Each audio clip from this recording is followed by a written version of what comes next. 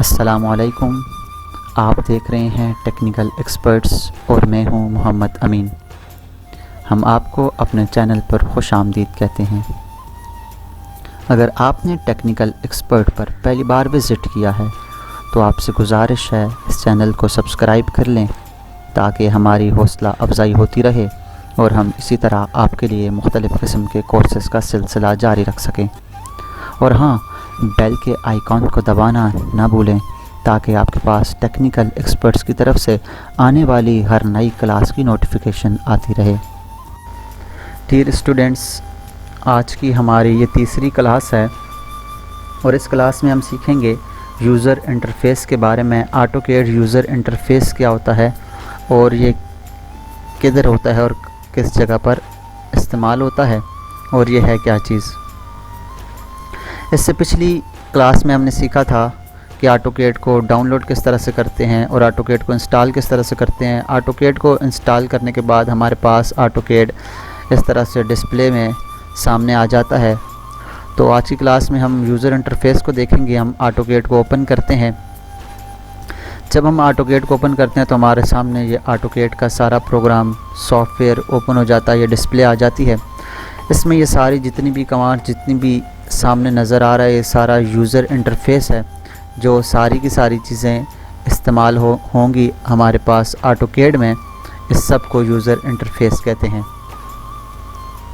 सबसे ऊपर हमारे पास टाइटल बार है जिसके ऊपर ऑटोकैड 2007 drawing1.dwg लिखा हुआ है। ये हमारे पास टाइटल बार है। .dwg हमारे पास एक्सटेंशन होती है ऑटोकैड की। ऑटोकैड की कोई भी फ़ाइल जब हम सेव करते हैं तो वो .dwg के साथ सेव होती है। इसके अलावा वर्ड की अलहदा से एक्सटेंशन होती है, एक्सेल की अलहदा होती है और मुख्तलिफ़ जितने भी सॉफ्टवेयर्स होते हैं उन सब की अपनी अपनी एक्सटेंशंस होती हैं। ऑटोकैड की जो एक्सटेंशन है वो .dwg है।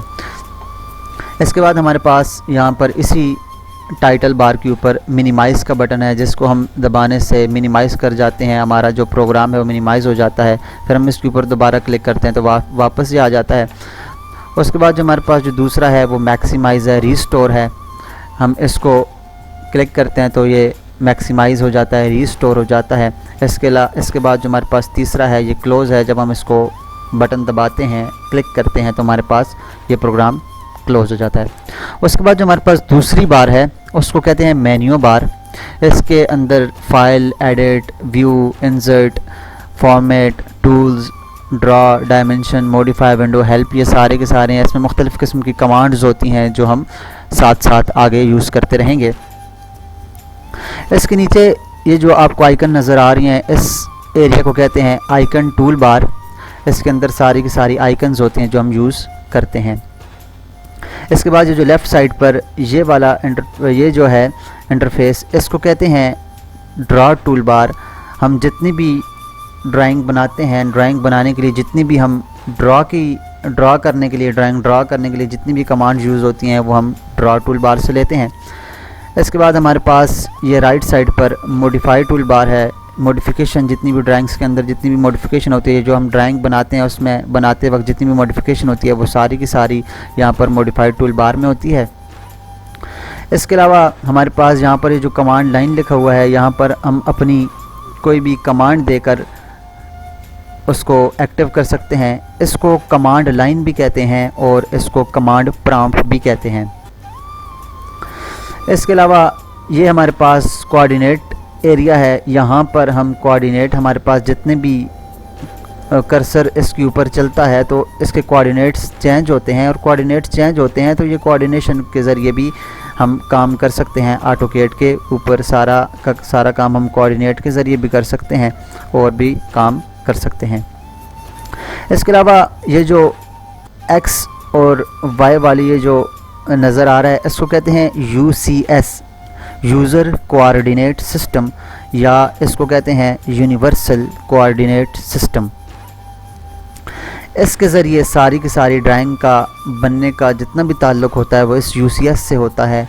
जितना भी कोऑर्डिनेट का सिस्टम होता है वो इसी UCS से होता है। उसके अलावा ये जो हमारे पास ये कर्सर बीच में घूम रहा है इसको कहते हैं अपर्चर। अपर्चर इस कर्सर को कहते हैं, और इसमें जो छोटा सा ये डिब्बा नज़र आ रहा है इसको कहते हैं पिक बॉक्स। हम कोई भी कमांड जब इस्तेमाल करते हैं, कोई भी कमांड जब यूज़ करते हैं, तो उसको यूज़ करने के लिए हमें इस पिक बॉक्स की ज़रूरत होती है कि हम इसी पिक बॉक्स की मदद से उसको पिक कर सकते हैं, उसको सिलेक्ट कर सकते हैं, और उसको उसके अंदर जितना भी हमें काम करना होता है इसी पिक बॉक्स की मदद से करते हैं। ये जो आपको ब्लैक स्क्रीन नज़र आ रही है, इस सारे एरिया को वर्किंग एरिया कहते हैं। जितना भी एरिया होता है इसको वर्किंग एरिया कहते हैं। इसके ऊपर सारे का सारा ड्राइंग का काम, डिज़ाइन का काम जितना भी होता है वो हम इसी एरिया के ऊपर करते हैं। इसको वर्किंग एरिया कहा जाता है। इसके अलावा हमारे पास लाइन जब हम ड्रा करते हैं और उसको सिलेक्ट करते हैं तो उसके ऊपर हमें ये 3 किस्म के पॉइंट्स नज़र आते हैं। इन पॉइंट्स को ग्रिप्स कहा जाता है। इन ग्रिप्स की मदद से जूं ही हम इसके ऊपर देखें, पहले ये नीला है, जब जूं ही हम इसके ऊपर ये अपर्चर को लेके जाते हैं तो ये फ़ौरन ग्रीन हो जाता है। इसके कलर भी चेंज हो सकते हैं, ये सेटिंग्स होंगे, ये मैं आगे आके जाके आपको बताऊंगा। इसका मकसद क्या होता है, हम इसको पकड़ कर कहीं पर भी खींच के अपनी लाइन को लंबा भी कर सकते हैं, छोटा भी कर सकते हैं, और जिस साइड हम इसको मूव करना चाहें उस साइड मूव भी कर सकते हैं, रोटेट भी कर सकते हैं। तो ये होता है हमारे पास ग्रिप्स। तो फ्रेंड्स, आज तक इतना ही। इंशाल्लाह नेक्स्ट वीडियो में मैं आपको ये बताऊंगा कि ये जो हमारे पास जितनी भी बार्स हैं इनको हाइड किस तरह से किया जाता है और शो किस तरह से किया जाता है। मिलते हैं अगली क्लास में। तब तक अपना और अपने साथ जुड़े हर रिश्ते का ख्याल रखिएगा। अल्लाह नेहगबान।